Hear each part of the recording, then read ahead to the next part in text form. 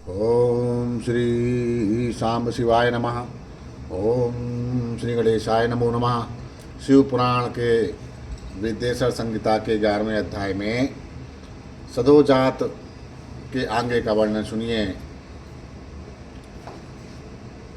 जब शिवलिंग की स्थापना की जाती है तो सदोजात आदि वैदिक मंत्रों का उच्चारण करके महादेव जी का ध्यान करके ही शिवलिंग की स्थापना की जाती है। अब उसके आगे का वर्णन सुनिए।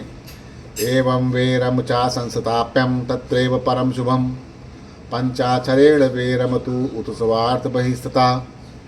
इसी प्रकार वहाँ पर पंचाक्षर मंत्र से परम सुंदर मूर्ति की स्थापना करनी चाहिए। सारांश यह है कि भूमि संस्कार आदि की सारी विधि जैसे लिंग प्रतिष्ठा के लिए कही गई है, वैसे ही मूर्ति प्रतिष्ठा के लिए भी या वेर प्रतिष्ठा के लिए समझनी चाहिए। अंतर इतना ही है कि लिंग प्रतिष्ठा के लिए प्रणव मंत्र के उच्चारण का विधान है और वेर प्रतिष्ठा या मूर्ति प्रतिष्ठा के लिए पंचाक्षर मंत्र का करना चाहिए। जहाँ लिंग की प्रतिष्ठा है वहाँ भी उत्सव के लिए और बाहर सवारी निकाले आदि के निमित्त मूर्ति को रखना आवश्यक है। वेरम गुरभ्यो गृहीयात सोत्सादौ भी पूजितम तु वा एवं लिंगो चा वेरे चा पूजा शुभो पदप्रदा। पुनश्च द्विविधम प्रोक्तम स्थावरम जंगमम तथा स्थावरम लिंगमित्याहुस्तार गुरुगुलमदादिकम तथा जंगमम लिंगमित्याहु कृमिकीट आदिकम तथा स्थावरस्य चा शुश्रूषः जंगमस्यं चा तर्पणम तत् सुखानुर्गेण शिव पूजा विदुर्बा। वेर को बाहर से भी लिया जा सकता है, उसे गुरुजनों से ग्रहण करे। ब्राहा वेर वही लेने योग्य है जो साधु पुरुषों के द्वारा पूजित हो। इस प्रकार लिंग में और वेर में भी महादेव जी की पूजा शिव पद प्रदान करने वाली है। स्थावर और जंगम के भेद से लिंग भी दो प्रकार का कहा गया। वृक्ष लता आदि को स्थावर लिंग कहते हैं और क्रम कीट आदि को जंगम लिंग। सींचने आदि के द्वारा स्थावर लिंग की सेवा करनी चाहिए और जंगम लिंग को आहार एवं जल आदि देकर तप करना चाहिए। उन स्थावर और जंगम जीवों को सुख पहुँचाने में अनुरूप होना भगवान शिव का पूजन है, ऐसा विद्वान पुरुष मानते हैं। इस प्रकार चराचर जीव को ही भगवान शंकर के प्रतीक मानकर उनका पूजन करना चाहिए। पीठमम्बयानं सर्वसिंहुलिंगं चाचिन्मयं यथा देवी मुमांडके दत्वा तिष्ठति शंकरा तथा लिंगमिदं पीठम दत्वा तिष्ठति समतमम्। सभी पीठ परा प्रकृति जगदम्बिका का स्वरूप है और समस्त शिवलिंग चैतन्य स्वरूप है। जैसे भगवान शंकर देवी पार्वती को गोद में बिठाकर विराजते हैं, उसी प्रकार यह शिवलिंग सदा पीठ के साथ ही विराजमान होता है। एवं स्थाप्य महालिंगम पूजयेदुपचार कहे नित्य पूजा यथाशक्ति ध्वजाधिकरणम तथा इति संस्थापाय लिंगम साक्षायाच्छीव प्रथम पदम अथवा चरलिंगम तो षोडशैरुपचारके पूजेच्च यथान्यायं क्रम आशिवा पदप्रदम आह्वानं चासनं च अर्घ्यपादं तथैव च।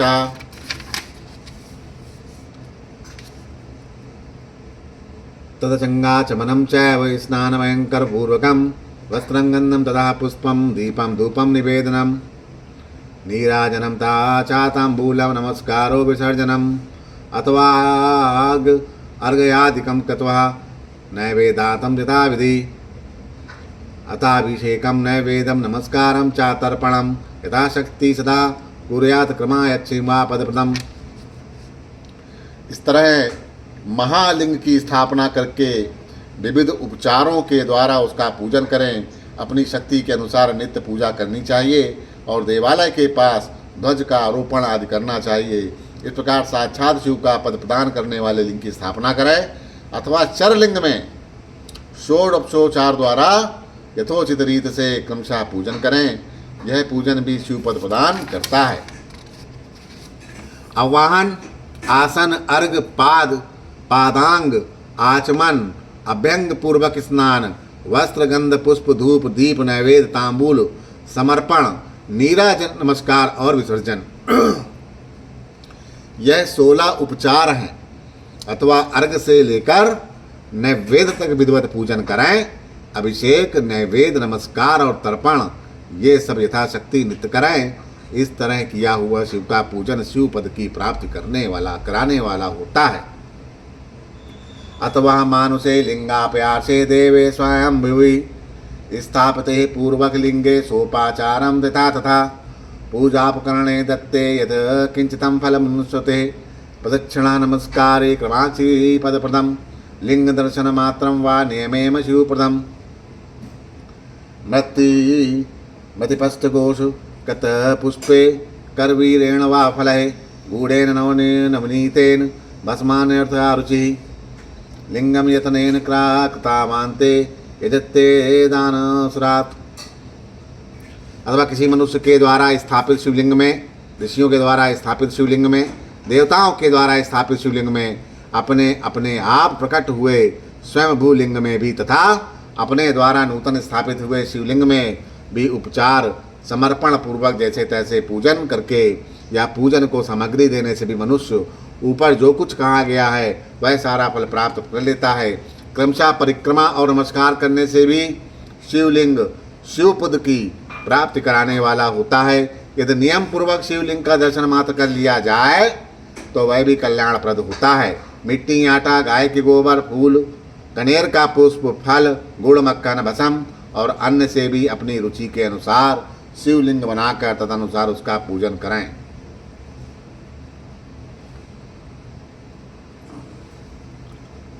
अंगाधिष्ठादवापीता पूजमिच्छन्ति केचन लिंगकर्माणि सर्वते निषोदस्ति चाकार्षति सर्वत्र फलदाता ही प्रयासानुगुणं शिवः अथवा लिंगदानं वा लिंगमौल्यावाथ विवः सद्दया शिवभगताय दत्तं शिवप्रदपदम् अथवा प्रणवं नित्यं जपे 10 सहस्त्रकम्। कुछ लोग हाथ के अंगूठे आदि पर भी पूजा करना चाहते हैं। लिंग का निर्माण कहीं भी करने में किसी प्रकार का निषेध नहीं है। भगवान शिव सर्वत्र ही भक्त के प्रयत्न के अनुसार फल प्रदान कर देते हैं। अथवा श्रद्धा पूर्वक शिव भक्त को शिवलिंग का दान या लिंग के मूल का दान करने से भी शिवलोक की प्राप्ति होती है। सद्दया शिवभक्ताय दत्त शिवप्रदम अथवा प्रणवम नित्यं जपदेशय सहितकं संध्यायोश्च सहस्त्रं वा गेयं शिवपदप्रदं जपकाले मकरान्तं मनः शुद्धिकरं भवेत्। समाधो मानसं प्रोक्तमुपासं सर्वकालिकं समान प्रणवं चेम बिन्दूनादयात्मं विदु अथ पंचाक्षरं नित्यं जपेत् योदात्मादरात् संध्यायोश्च सहस्त्रं वा गेयं शिवपदप्रदम्। अतः प्रतिदिन 10,000 प्रणव मंत्र का जाप करें अथवा दोनों संध्याओं के समय 1,000 प्रणव का जाप करें। यह क्रम भी शिवपद की प्राप्ति कराने वाला है, ऐसा जानना चाहिए। जप काल में मकरांत प्रणव का उच्चारण कर मन की शुद्धि करने वाला होता है। समाधि में मानसिक जप का निदान है तथा अन्य सब समय उपांशु। उपांशु क्या होता है? मंत्राक्षरों का इतने धीमे स्वर में उच्चारण करें कि उसे दूसरा कोई सुन ना सके, ऐसे जप को उपांशु कहते हैं। तो उपांशु जप करना चाहिए। नाद और बिंदु से युक्त ओंकार के उच्चारण को विद्वान पुरुष समान प्रणव कहते हैं। यदि प्रतिदिन आदर पूर्वक 10,000 पंचाक्षर मंत्र का जाप किया जाए अथवा दोनों संध्याओं के समय 1,000 ही जप किया जाए तो वह शिवपद की प्राप्ति कराने वाला समझना चाहिए। प्रणवेनाधिक संयुक्तं ब्रह्माणानां विशते दीक्षायुक्तं गुरुग्राम मंत्रं पादफलप्ते कुंभस्नानं मंत्रदीक्षा नाम मातकन्या समेव च ब्रह्माणा सत्यपूतात्मा गुरु ज्ञानी विशते। ब्राह्मणों के लिए आदि में प्रणव से युक्त पंचाक्षर अच्छा बताया गया है। फल की प्राप्ति के लिए दीक्षा पूर्वक गुरु से मंत्र ग्रहण करना चाहिए। कलश से किया हुआ स्नान, मंत्र की दीक्षा, मृतकाओं का न्यास, सत्य से पवित्र अंतःकरण करने वाला ब्राह्मण तथा ज्ञानी गुरु, इन सबको उत्तम माना जाता है। द्विजानानां च नामा पूर्वमन्येषाणां ननमुक्तकम् स्त्रीणानां च गेदिशन्ति नमोऽनन्तं च यथाविधि विप्र स्त्रीणानां नमः पूर्वमितिच्छामि सन्ति केचन पंचकोटि जपम कृत्वा सदाशिव समो भवेत्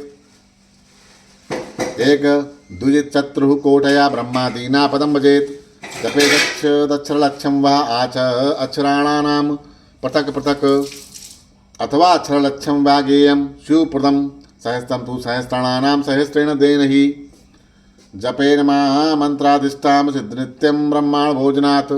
द्विजों के लिए नमः शिवाय के उच्चारण का विधान है।